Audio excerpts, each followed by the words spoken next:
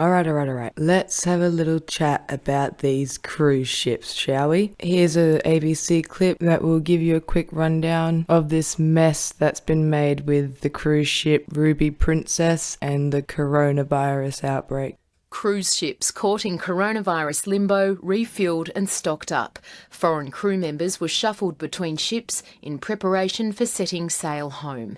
The latest development in frightening times. We're all scared. I'm scared. We're all scared. It's pretty terrible.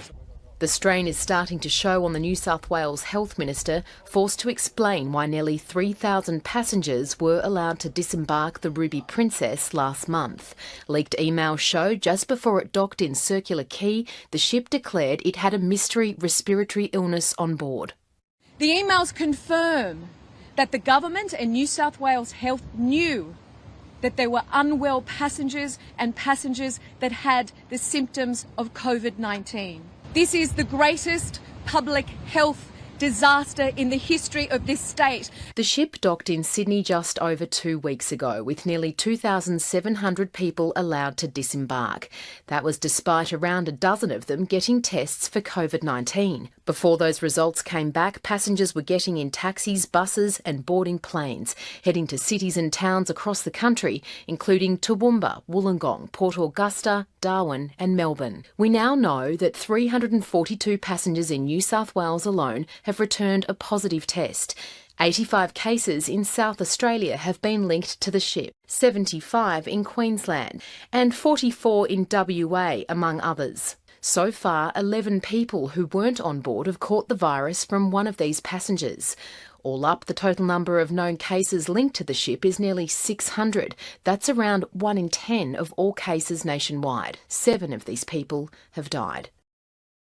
Those numbers are already out of date. But anyways, alright, I get it how it docks in Sydney, so the New South Wales government's got a big role to play. But when you have people from all over the country, people from other countries, and a massive fucking boat, I think I can be forgiven for thinking I might hear from Peter Potato Dutton. They're really gonna try and tell me that after a boat brings a deadly virus to Australia that's killed people here already, that the department with Border Force and Australian Federal Police isn't gonna be involved? Why the fuck not? What the fuck's that about? It's like, cheers for stopping a shipment of fake home COVID-19 tests. Good thing you stopped them, but you know what? People might not even consider obtaining them if you didn't let infected passengers just walk off the boat and then get straight on a plane or a bus. Alright, now I have a clip from ABC of the New South Wales Police Commissioner Mick Fuller. The New South Wales Premier tasked me in the Seacon Role State Emergency Operations Controller to investigate the circumstances of the Ruby Princess docking in Sydney on the 19th of March. Over the past 48 hours, I've reviewed several 000 calls to ambulance, numerous radio transmissions, emails, various forms relating to Biosecurity Act and an external health review. There are strong national and state laws for docking cruise ships in New South Wales. In addition to these laws, New South Wales Health adopted new national protocols in early March for cruise ships relating to COVID-19. The enhanced measures include the reporting of undiagnosed respiratory illness among passengers or crew that are clinically compatible with COVID-19. And why is it only clinically compatible? And that's because ships can't test definitively for COVID-19. The clinical criteria is fever, acute respiratory infection, shortness of breath, cough or sore throat, with or without fever. So the key question that remains unanswered, and a criminal or coronial investigation will need to be conducted: was Carnival or crew transparent in contextualising the true patient crew health conditions relevant to COVID-19? Pratique is the international licence to enter a port on the assurance from the captain to the authorities that the vessel is free from contagious disease. This all commenced on the 18th with a 000 call from a member of Carnival to 000 New South Wales ambulance. There was a 17-minute conversation about 2 passengers that required medical assistance from the ship.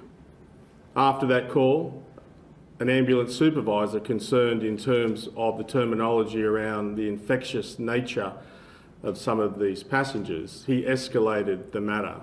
He did an outstanding job. He then contacted New South Wales Police Marine Area Command, who also were concerned in relation to the language, given there were a number of cruise ships either underway or off the New South Wales shores. There were a number of phone calls between Ambulance, New South Wales Police and the New South Wales Port Authority.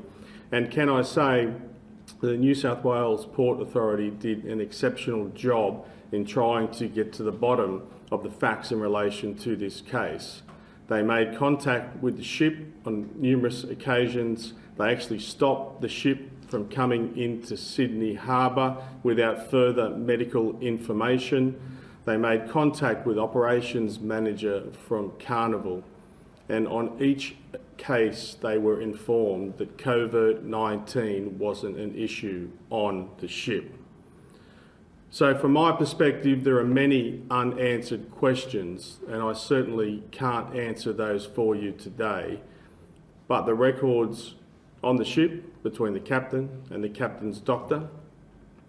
There are thousands of witnesses out there who were passengers on the ship who will have crucial information in relation to their health coming off the ship. At the end of the day, we have strong border protection to protect the people of New South Wales from viruses coming in from another country. And we've never been more aware than we do at the moment. So I'll open for questions. Will there be a criminal investigation? Yes. Detective Chief Inspector Jason Dickinson from the Homicide Squad I'll hand over all the information that I've collected over the last 48 hours to him tomorrow, and Deputy Commissioner Dave Hudson will make contact with the New South Wales State Coroner. Do you think, Commissioner, do you believe a crime has been committed, and if so, which one? Look, from my perspective, it is too early to tell. There is clear evidence that Corona-19 has been brought off that ship. There's clear evidence now that when it stopped in New Zealand, that Corona-19 has come off that ship, and that we know that at least 10 people have died in Australia. What the fuck do you mean, my guy? Alright, let's see if I can transparently contextualize something that breaks down and digests that word salad to show it for the shit that it is. I'm not going to go at this in any particular order, so bear with me. First of all, not sure how one state police force is going to go about this with dead bodies in multiple states, but okay. Did you hear how many times he said so-and-so did a great job? Well, obviously not. A good job would have been no further infections beyond the boat. That might be a good job, not what actually happened. None of that is a good job. You do not get to claim that. That's definitely not what fucking happened. Alright, let's get into the meat of this. So they are trying to tell us that after they called 000 about a passenger that was experiencing symptoms of the coronavirus, they call up 000. The port guard goes out. They ask if there's anyone infected, which I don't understand why, because that's why they were called out to the cruise ship. And we are acting like all of this is happening without a known pandemic going on. They really have pushed that quite well, where it's like, yeah, business as usual, just people getting on cruises. Don't mind that the majority of the world is closed down and people have to stay away from each other. Don't worry about the mass graves being dug all over the world. Yeah, appalling, fucking appalling. There should be so many people resigning over this, state, federal, like, the fuck do they think this is? And near the end, when he was asked a question, he was like, it's hard to say. Well, no, let's have a look. these made it quite obvious on what the procedure is and what needs to be done when a ship's docking at an Australian dock for biosecurity. Like, from my understanding, from reading this, they've had a procedure on how to go about this long before we've had a pandemic. Then what the fuck happened during the pandemic? Why, when it matters, we're not gonna worry about it? I've still yet to look at New South Wales biosecurity law, but I have looked at the whole of Australia's biosecurity law because, I think that's kind of relevant. I feel like that might be enforced here as well, And from what I can tell, the only changes to any of this in recent times is just adding a coronavirus with pandemic potential to the bottom of the list of other viruses and diseases. Oh, and then how he's mentioning the PRATQUE, PRATIQUE, permission to dock, essentially, with this seeming to have this, specific nobody's infected on your boat, right? How did the Ruby Princess get granted that? Really want us to believe that people on the boat are calling 000 because people are experiencing this fucking virus, this disease, and then when the port authority go out to investigate, they call up the boss or something and go, nah, there's not.